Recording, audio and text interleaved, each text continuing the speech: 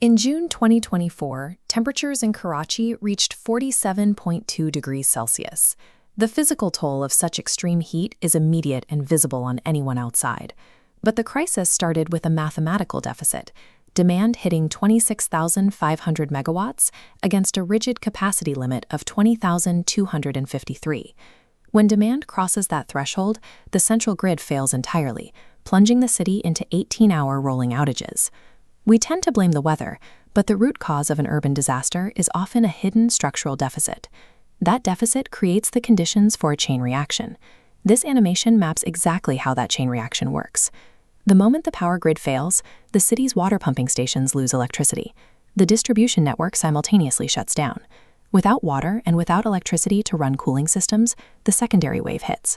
Hospitals fill with heatstroke victims, pushing medical staff to their absolute limits. The cascade hits a grim tipping point when the hospitals themselves lose backup generator fuel. In Karachi, the city's largest ambulance service received over 500 bodies in 6 days, completely exhausting the refrigerated storage capacity of the local morgues. You see the same pattern in entirely different climates. During Pakistan's monsoon floods, rising water was only the first hazard. The real threat came when roads, communications, and power failed simultaneously, leaving no way to move supplies or information. We treat extreme weather events as unpredictable emergencies that require heroic, improvised rescues. The data shows they are predictable failures of system architecture. Brigadier Syed Abid Shah is a former UN military observer and disaster response specialist.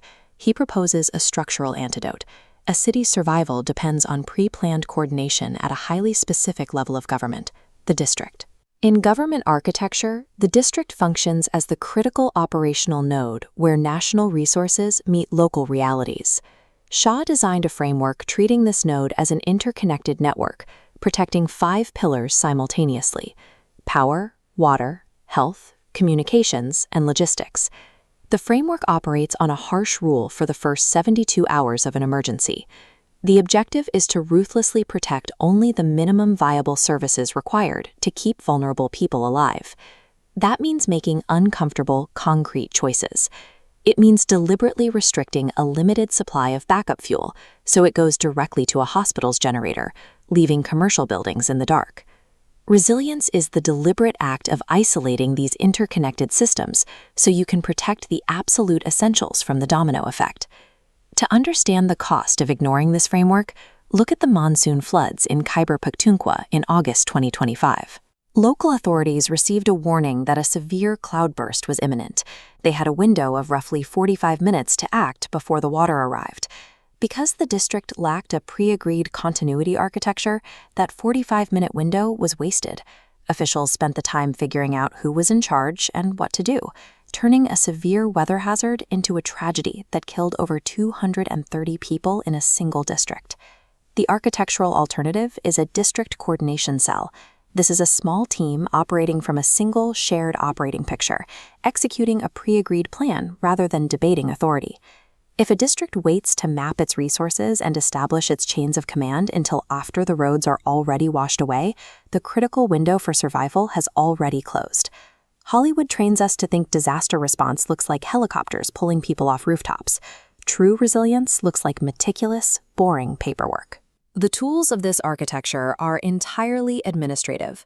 We are talking about pre-signed agreements with local private transport companies, verified logs of backup fuel supplies, and established communication trees. These pre-existing agreements mean a district can instantly bypass infrastructure failures. They can move resources without waiting for national-level permission or emergency procurement funds. This preparation allows alternative solutions to activate immediately.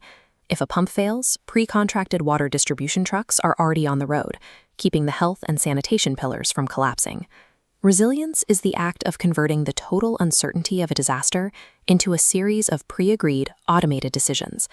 As climate emergencies increase in frequency and intensity, they are going to stress test every hidden seam in our modern infrastructure. The local district is the ultimate frontline of a broader national survival mesh.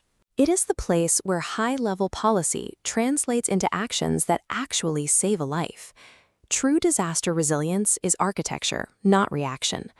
If we want to survive the critical first 72 hours of a disaster, the architecture required to do so must be fully built in the quiet, mundane moments before the storm ever begins.